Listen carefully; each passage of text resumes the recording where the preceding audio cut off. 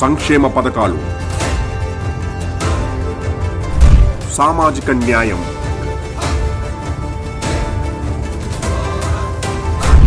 మహిళా సాధికారిత,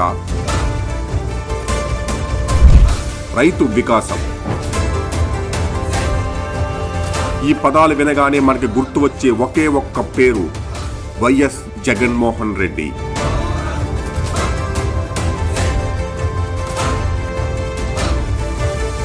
ఈ పేరు వింటే పేదవాడి పెదవిపైకి నవ్వు వస్తుంది, కార్మికుడి గుండెలోకి ధైర్యం వస్తుంది, రైతుకి కొండంత బలం వస్తుంది, ఆడవాళ్లకు అంతులేని శక్తి వస్తుంది. యువనేత, యువజన శ్రామిక రైతు నేత అయిన ఆయన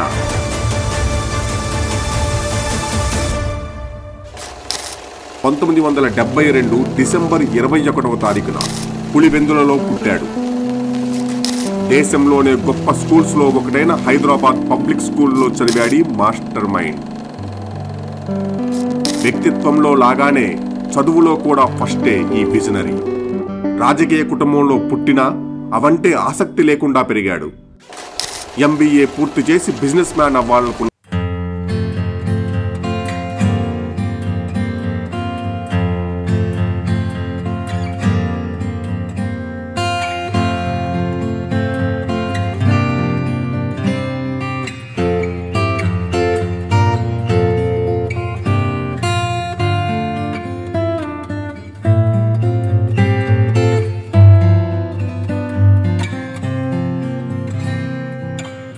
జగన్ రాజకీయాల్లోకి రాలేదు, పోటీ చెయ్యనూ లేదు, పదవులు చేపట్టనూ లేదు.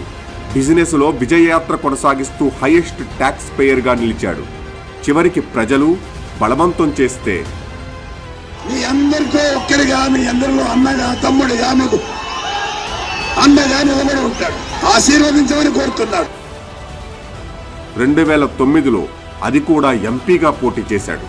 బంపర్ మెజారిటీతో గెలిచాడు. వైఎస్ జగన్మోహన్ రెడ్డి అని నేను లోక్సభ సభ్యునిగా ఎన్నుకోబడినందున దైవ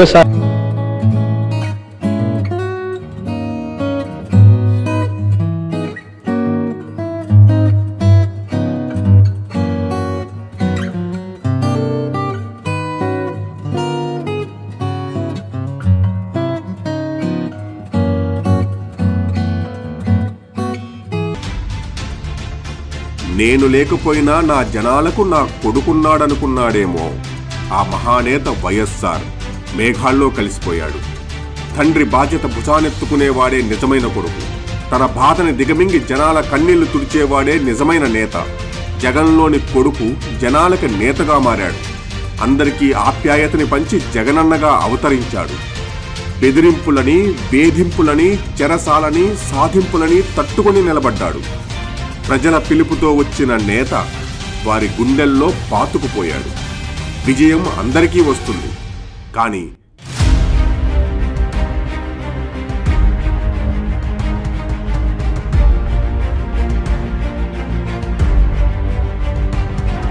వైఎస్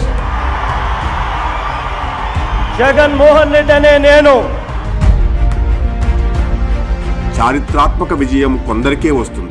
చరిత్ర తిరిగి చూస్తే విజయం జగనన్నకి వచ్చింది. ఆయన అద్భుతమైన పథకాలు ప్రవేశపెట్టే నాయకుడు, కొత్త పద్ధతులను తీసుకొచ్చే విజనరీ, రాష్ట్రాన్ని ముందుకు తీసుకువెళ్లే మార్గదర్శి. Happy birthday Jagananna.